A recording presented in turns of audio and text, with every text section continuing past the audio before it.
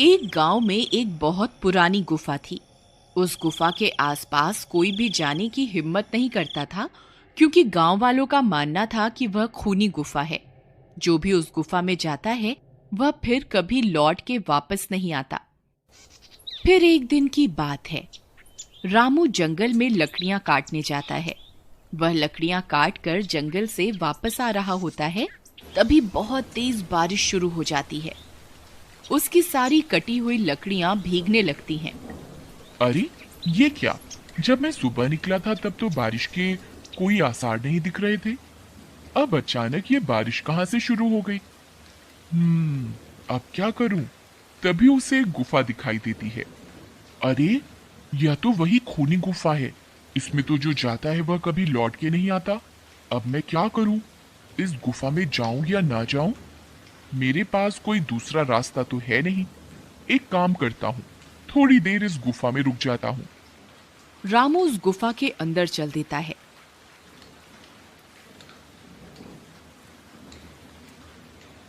अंदर जाने पर उसे डरावनी आवाजें सुनाई देती हैं। वह इधर उधर देखता है, किंतु उसे कोई भी दिखाई नहीं देता। फिर वह थोड़ा और अंदर की ओर चला जाता है और फिर कभी वापस लौट के नहीं आता। उधर गांव में रामू की पत्नी और उसका बेटा चिंटू उसका इंतजार करते रहते हैं। लेकिन पूरी रात गुजर जाती है और रामू घर वापस नहीं आता। फिर अगले दिन सुबह होने पर रामू की पत्नी और उसका बेटा गांव वालों के पास जाते हैं और उन्हें रामू के लापता होने के बारे में बताते हैं। अरे भैया, मेरे पति कल जंगल गए थे लकड़ियां काटने, परंतु वे घर वापस लौट के नहीं आए। कोई मेरी मदद करो उन्हें ढूंढने में। अरे बहन यशोदा, मैंने रामू को कल जंगल में देखा था। वह लकड़ियां काटकर घर की ओर आ रहा था। तभी तेज बारिश होने लगी और वह उस बारिश से बचने के लिए उस खूनी गुफा में चला गया। तुम तो जानती ही हो, वह खूनी गुफा है। उस गुफा के अंदर जो भी जाता है वह कभी वापस लौट के नहीं आता है। हे भगवान, अब मेरे पति का क्या होगा? शामू भैया, आप हमारी मदद कीजिए। आप कुछ गांव वालों को अपने साथ लेकर उस गुफा में जाइए। क्या पता आपको मेरे पति और बाकी गांव वाले जिंदा मिल जाएं। नहीं नहीं बहन, हम वहां मरने के लिए नहीं जाएंगे। सब बोलते हैं उस गुफा में एक चुड़ैल है, जो भी उस गुफा में जाता है वह उसे कच्चा खा जाती है। नहीं नहीं, हमें माफ करो, हम तुम्हारी कोई मदद नहीं कर सकते। फिर यशोदा और उसका बेटा हताश होकर वापस अपने घर की ओर चल देते हैं। अपनी माँ को परेशान देख चिंटू अपनी माँ को बोलता है। माँ माँ, तुम परेशान मत हो, मैं बाबा को वापस घर लेकर आऊंगा। अरे बेटा, जब पूरे गांव वाले मिलकर उस गुफा में जाने की हिम्मत नहीं जुटा पा रहे तो तुम क्या कर लोगे? कोई बात नहीं बेटा, भगवान तुम्हारे बाबा की रक्षा करेंगे। जाओ, बहुत रात हो गई है, तुम अब सो जाओ। चिंटू रात भर सो नहीं पाता और वह अपने बाबा के बारे में सोचता रहता है। फिर वह फैसला करता है कि वह अपने बाबा और बाकी गांव वालों को जरूर उस खूनी गुफा से वापस ला कर रहेगा। यही सोचकर वह आधी रात को जंगल की ओर चल देता है। जंगल का रास्ता बहुत डरावना होता है। चिंटू को बहुत डरावनी डरावनी आवाजें सुनाई देती हैं, लेकिन वह बिना घबराए उस गुफा की ओर चलता जाता है। कुछ ही देर में वह उस गुफा में पहुंच जाता है। गुफा में पहुंचकर उसे वहां कोई भी गांव वाला दिखाई नहीं देता, सिर्फ डरावनी आवाजें ही सुनाई देती हैं। फिर वह हिम्मत जुटाकर गुफा में और अंदर की ओर जाता है। तभी अचानक उसके सामने एक चुड़ैल आ जाती है।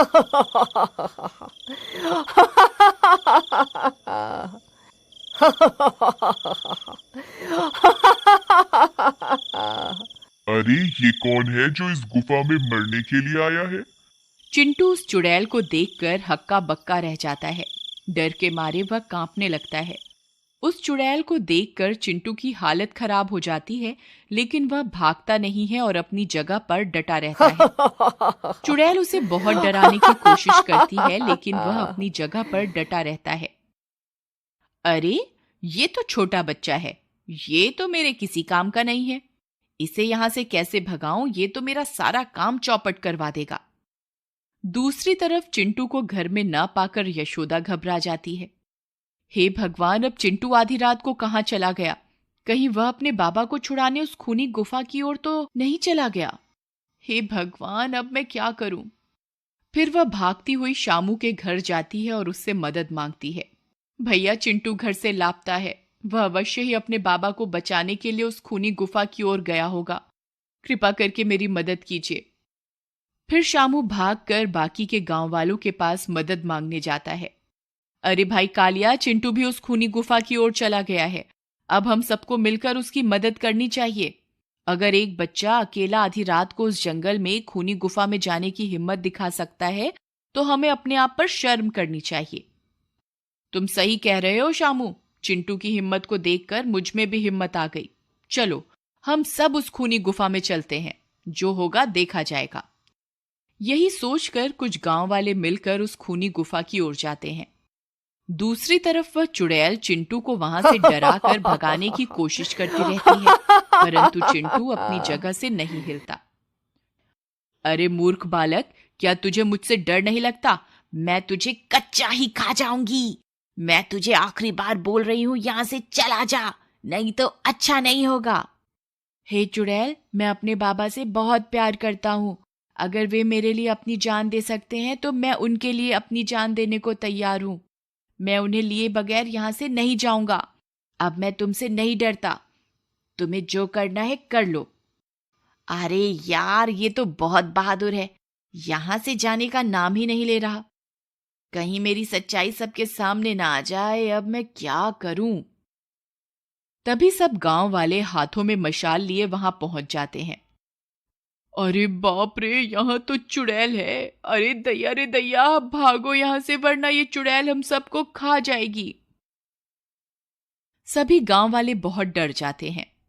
अरे मूर्खों, डरो नहीं। देखो, चिंटू उस चुड़ैल के पास ही खड़ा है। अगर ये चुड़ैल को खाना होता तो अब तक ये चिंटू को खा चुकी होती। जरूर दाल में कुछ काला है। तभी सब गांव वाले चिंटू के पास जाकर उसके साथ खड़े हो जाते हैं। लगता है आज तुम सबकी मौत तुम्हें यहाँ खींच कर ले आई है। हे चुड़ैल, चिंटू की हिम्मत देखकर हम सब में भी तुम्हारा सामना करने की हिम्मत आ गई है। अब हम तुमसे नहीं डरते।